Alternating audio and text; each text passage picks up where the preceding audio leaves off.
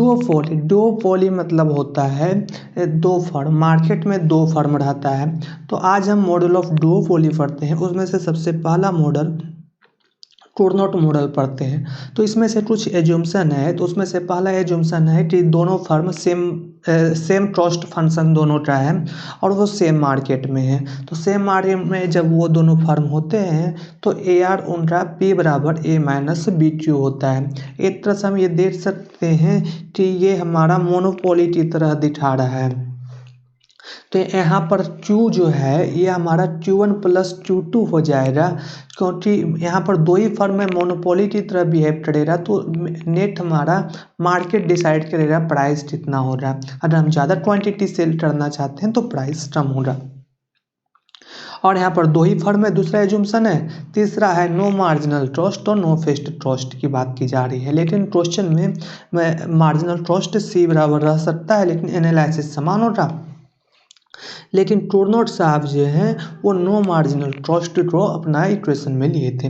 अपना जब समझा रहे थे पेपर में तो नो मार्जिनल ट्रस्ट लिए हैं।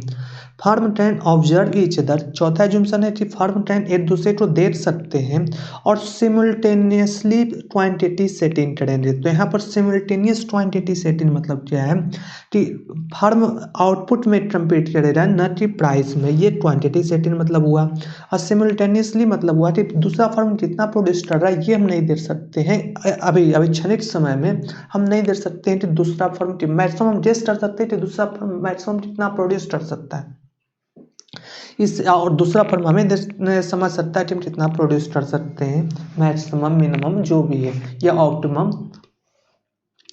तो ये सब हम सिर्फ ऑब्जर्व कर सकते हैं। और चौथा हमने पांचवा यहाँ पर ऑब्जर्वेशन है कि firm intention is to maximise profit. तो सब फर्म का इंटेंशन है मैक्सिमाइज टू प्रॉफिट।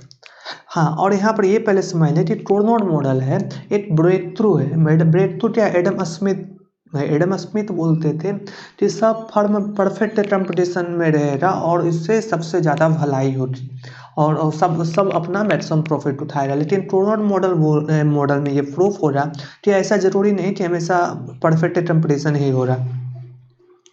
तो देखते हैं कैसे होता है। तो जैसे प्रॉफिट की बात हम करें एक फर्म का, तो ये फर्म का total revenue minus total cost हो रहा। और जब हम इसे निकालेंगे तो हमारा P into Q1 minus C into Q1, क्योंकि हमने मार्जिनल कॉस्ट C मान लिया है और आप इसमें C बराबर 0 ही पुट कर देंगे तो वो ओरिजिनल टूरनोट मॉडल हो जाएगा। जब हम ये करेंगे तो टोटल हमारा A minus b q into Q1 minus C Q1, और Q हमने मान लेते हैं कि Q2 quantity second firm produce कर रहा है, ये भी मान कर चल रहे हैं। तो A minus b into Q1 plus Q2 into Q1 minus C Q1। जब ऐसा करेंगे तो हमारा जो लास्ट में इक्वेशन बचेगा वो ये बचेगा A minus C into Q1 minus b Q1 square minus b Q2 Q1। तो ये प्रॉफिट का फंक्शन है। जब हम मान रहे हैं कि second firm Q2 output produce कर रहा है, ये गेस कर रहे हैं। लेकिन अगर हम चाहें कि मतलब हम एक डैमेज निकालना चाहें कि हम कि अगर अलग अलग क्वांटिटी प्रोड्यूस करता है सेकेंड फर्म, तो हम ऑप्टिमम लेवल पर कितना क्वांटिटी प्रोड्यूस कर सकते हैं। तो इसे निकालने के लिए हम इसे delta pi by delta Q1 करेंगे और इसको इक्वल करेंगे 0 से। तो यहाँ पर कुछ इस तरह से हो रहा, देख सकते हैं। ए हो जाएगा, यहाँ इसे हम डिफ्रेंशिएट कर रहे हैं, पार्शियल डिफ्रेंशिएशन कर रहे हैं। तो A minus C minus 2B Q1 minus B Q2, और इसे कर रहे हैं इक्वेट 0 से। और यहाँ से हमारा आ जाएगा A minus C by 2B minus Q2 by 2। तो इसे बोला जाता है best response function of firm 1। इसे बोला जाता है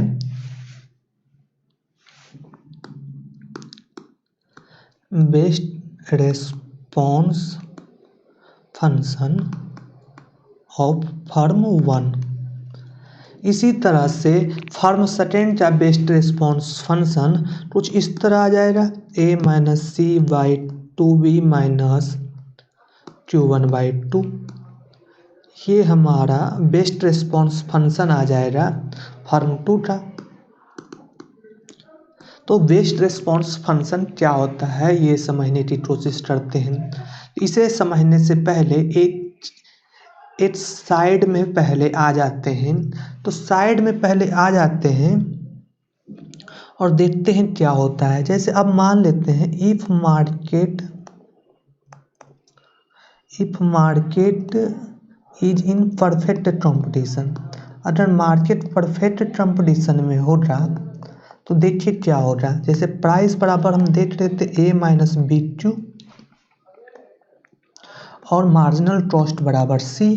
तो परफेक्ट कंपटीशन में होता है प्राइस बराबर मार्जिनल कॉस्ट होता है, ये पहले से पढ़ चुके होंगे। जब भी परफेक्ट कंपटीशन होता है तो प्राइस बराबर मार्जिनल कॉस्ट करते हैं।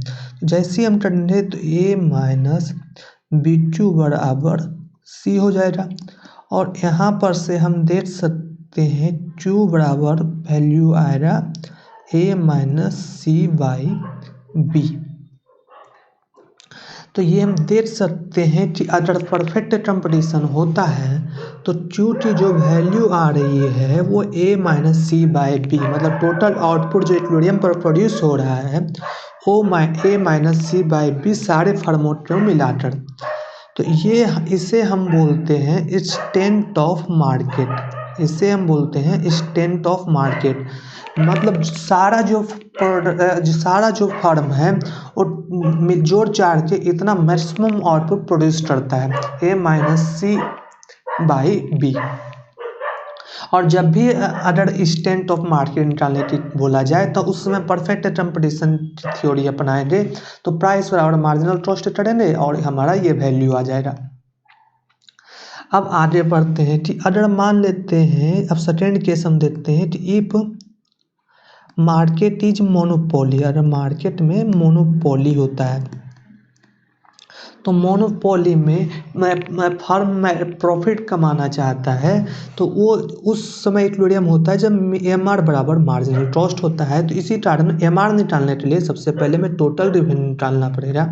तो टोटल रेवेन्यू P/Q होगा, तो a-b/q/q, तो ये हो जाएगा a-q-b-q²। यहाँ से मार्जिनल रेवेन्यू बराबर हो जाएगा, अगर पार्शियल डिफरेंशिएशन करें a-q-b-q² से टोटल रेवेन्यू को डिफरेंशिएशन करेंगे तो मार्जिनल रेवेन्यू आता है, ये हम सब पढ़ चुके हैं। तो हमारा वैल्यू आएगा a-2b/q। तो यहाँ मार्जिनल रेवेन्यू की वैल्यू आ रही है a-2/q। और मोनोपोली में हमने बोला था कि मार्जिनल रेवेन्यू बराबर मार्जिनल कॉस्ट होता है, उस समय इक्विलिब्रियम होता है। तो हम देख सकते a-2b/q को अगर हम मार्जिनल कॉस्ट से कंपेयर करें तो यहाँ से q हमारा जो आएगा मोनोपोली में वो देख सकते a-c/2b आ रहा है। तो हम देख रहे हैं कि अगर मार्केट परफेक्ट कंपटीशन में हो तो Q बराबर a-c/b होता है, इसे हम बोल रहे हैं एक्सटेंट ऑफ मार्केट। लेकिन मोनोपोली में जो इक्विलिब्रियम कंडीशन होता है वो एक्सटेंट ऑफ मार्केट का आधा हो रहा है, मतलब means in monopoly I will always produce half of the extent of market to maximise profit. हमें प्रॉफिट को मैक्सिमम करने के लिए जितना भी एक्सटेंट ऑफ मार्केट होता है उसका आधा प्रोड्यूस करते हैं। अब इसे एक दूसरे तरीका से सोचते हैं कि अब इसे देखते हैं, बढ़िया से देखते हैं कि फर्म 2 है। तो एक फर्म ने मान लो Q2 क्वांटिटी प्रोड्यूस कर दिया, एक फर्म मान लेते हैं Q2 क्वांटिटी प्रोड्यूस कर दिया। तो जब एक फर्म Q2 क्वांटिटी प्रोड्यूस कर दिया और हमें पता है मार्केट का एक्सटेंट ऑफ मार्केट a-c/b होता है, तो दूसरे फर्म के लिए कितना बचा प्रोड्यूस करने के, मतलब एक्सटेंट ऑफ मार्केट कितना बचा। तो हम देख सकते हैं दूसरे फर्म के लिए एक्सटेंट ऑफ मार्केट बचा A-B/Q। और चूंकि अब बाकी का जो मार्केट है, पहला फर्म को हम हटा देते हैं, तो बाकी जो मार्केट जो बचा है उसमें तो दूसरा फर्म को हटा दिए, तो बाकी जो पहला फर्म है वो मोनोपोली की तरह बिहेव करेगा और इसका 1/2 प्रोड्यूस करेगा। ये Q1 का वैल्यू हम देख सकते हैं, ये दोनों बराबर है। तो इससे हमें समझ में आ रहा है कि जिसे हम बोल रहे थे बेस्ट रेस्पॉन्स फंक्शन, वो क्या है। तो बेस्ट रेस्पॉन्स फंक्शन का मीनिंग अब हमें समझ में आ गया है कि अगर कोई Q2 क्वांटिटी अगर सेकेंड फर्म प्रोड्यूस कर रहा है तो मोनोपोली की तरफ बिहेव करते हुए फर्स्ट फर्म अपना मैक्सिमम प्रॉफिट के लिए कितना प्रोड्यूस करेगा। तो ये बेस्ट रेस्पॉन्स फंक्शन से पता चलता है। तो ये हम समझ गए हैं, मतलब यहाँ पर ये भी समझ सकते हैं Q1 बेस्ट स्ट्रेटजी बताता है जब सेकेंड फर्म Q2 या 0 लेवल ऑफ Q2 प्रोड्यूस करे या कोई भी लेवल Q2 का प्रोड्यूस करे, अलग अलग लेवल पर Q2 का प्रोड्यूस करे, तो बेस्ट रेस्पॉन्स जो फर्म 1 के द्वारा दिया जा सकता है वो हमें पता चल गया है। अब हम इक्विलिब्रियम निकालने की बात करते हैं। तो एक फंक्शन हमारा ये है, दूसरे फंक्शन ये है। अब देखिए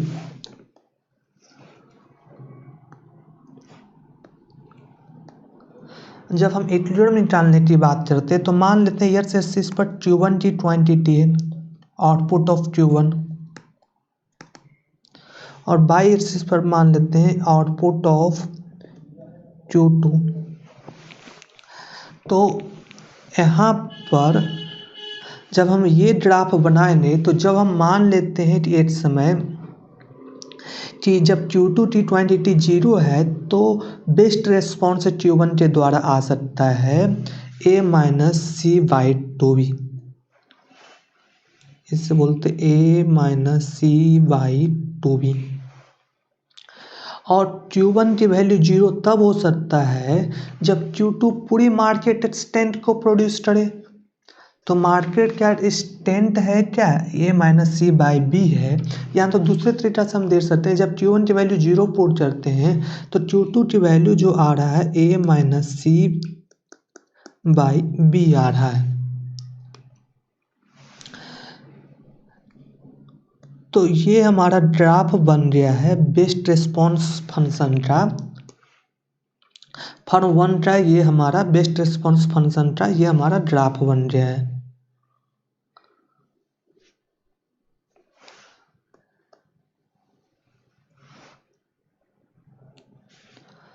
उसी तरह से अगर हम बेस्ट रेस्पॉन्स फंक्शन से Q2 का बनाए तो हमारा कुछ इस तरह से होगा।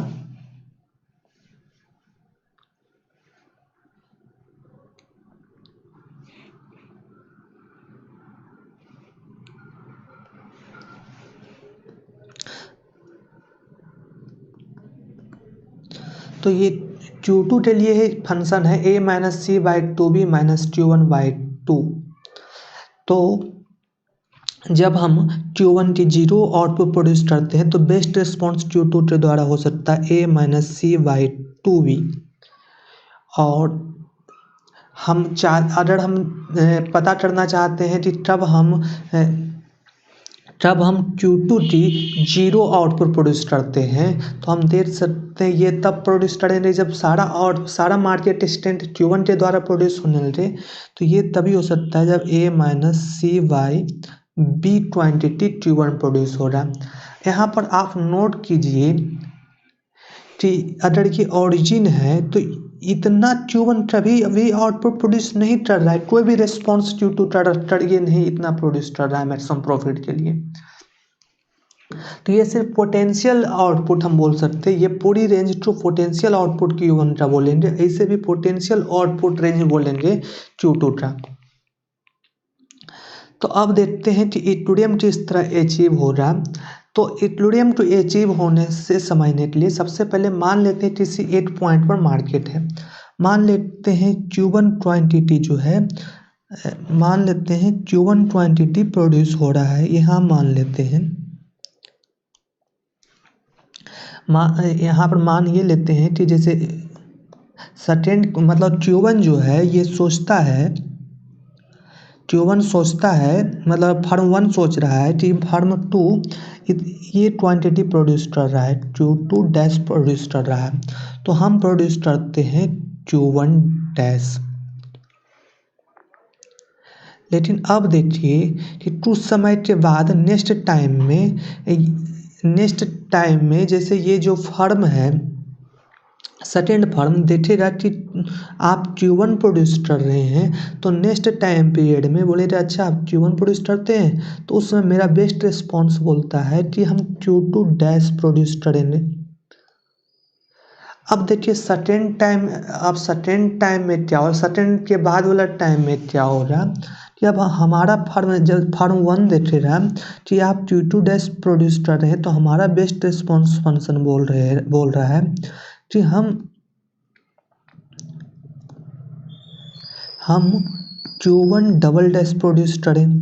जब हम Q1 डबल डैश प्रोड्यूस करें तो सेकेंड फर्म बोल रहा है कि उसका बेस्ट रिस्पॉन्स फंक्शन बोल रहा है कि वो Q2 ट्रिपल डैश प्रोड्यूस करे। तो ऐसी नेक्स्ट जाकर यहाँ पर जाकर इक्विलिब्रियम हो रहा है, ये इनफाइनाइट नहीं चलेगा। एक समय के बाद फर्म विजुलाइज कर लेगा, एक समय के बाद रेस्पॉन्स फंक्शन को विजुलाइज कर लेगा दोनों फर्म, और इंटरसेक्शन पॉइंट जितना होता है उतने पे यहाँ पर इतना ही क्वांटिटी प्रोड्यूस करेगा। ये Q स्टार बोल देते हैं, Q1 स्टार, और ये Q2 स्टार बोल देते हैं, इतना ही क्वांटिटी प्रोड्यूस। अब इसे हम अगर मैथ से समझना चाहते हैं तो इस तरह देख सकते हैं, जैसे Q1 बराबर a minus c y 2b minus Q2y2 हमने बेस्ट रिस्पॉन्स फंक्शन के द्वारा देखा था। अब अगर मान लेते हैं फर्म 2 भी रेशनल है, तो जब रेशनल है, जब उसे पता चलेगा तो वो सोचेगा कि ये Q1 प्रोड्यूस कर रहा है फर्म 1, तो हम क्या प्रोड्यूस कर सकते हैं Q2। तो Q2 देखिए कुछ इस तरह हो रहा है, a minus c y 2b minus Q2 देखिए क्या प्रोड्यूस करेंगे, तो Q2 यहाँ पर 1y2 a minus c y 2b minus Q1y2। यहाँ पर हम सेकेंड फंक्शन का रिस्पॉन्स फंक्शन रखते हैं, क्योंकि Q2 भी सब एज्यूम करेगा कि वो तुम Q1 प्रोड्यूस कर रहा है, तो हमारा जो बेस्ट रेस्पॉन्स फंक्शन है वो कुछ इस तरह होता है। यहाँ पर देख रहे हैं दोनों सिमल्टेनियस सेटिंग हो रहा है, मतलब दोनों सिमल्टेनियसली यहाँ पर देख रहा है कि हम Q1 प्रोड्यूस कर, मतलब यहाँ पर Q2 प्रोड्यूस जब करेगा तो हम Q1 में इतना प्रोड्यूस करेंगे, जब तुम Q1 प्रोड्यूस करेगा हम Q2 इतना प्रोड्यूस करेंगे। तो ये एकदम सिमल्टेनियसली दोनों काम कर रहा है। यहाँ से हम देख सकते हैं कि Q1 बराबर a minus c y 2b minus a minus c y 4b plus Q1/4 आ रहा है। अब यहाँ से हम Q1 की वैल्यू इस तरह से निकाल सकते हैं, तो इसकी value a minus c y 3b आ रहा है। इसको रीअरेंज करेंगे तो ये हमारा Q1 की वैल्यू आ जाएगी, और इसी तरह से हम Q2 की वैल्यू निकाल सकते हैं, तो Q2 की वैल्यू भी हमारा similarly a minus c y 3b आएगी। तो टोटल जो क्वांटिटी प्रोड्यूस हो रहा है 2a minus c y 3b produce हो रहा है, और ये जो क्वांटिटी है हायर देन मोनोपोली होता है, ये क्वांटिटी जो प्रोड्यूस होता है हायर देन मोनोपोली होता है, और यहाँ पर लेसर देन कॉम्पिटिटिव आउटपुट होता है, क्योंकि कॉम्पिटिटिव आउटपुट में हमने देखा था कि a माइनस सी भी मार्केट स्ट्रेंथ तक प्रोड्यूस होता है, और मोनोपोली में हमने देखा था कि a माइनस सी बाई 2 भी प्रोड्यूस हो रहा है। तो ये देखिए वैल्यू इससे ज़्यादा है मोनोपोली से, और ये कॉम्पिटिटिव मार्केट से कम प्रोड्यूस हो रहा है। उसी तरह से जब हम प्राइस भी देखेंगे तो प्राइस चार्ज इन टोरनोट मॉडल होता है, परफेक्ट कंपटीशन से ज़्यादा चार्ज होता है और मोनोपोली से कम चार्ज होता है। तो इसे हम प्राइस की वैल्यू निकालना चाहेंगे तो वही P बराबर a माइनस बी इंटू चूज से हम यहाँ प्राइस निकाल सकते हैं। Thank you.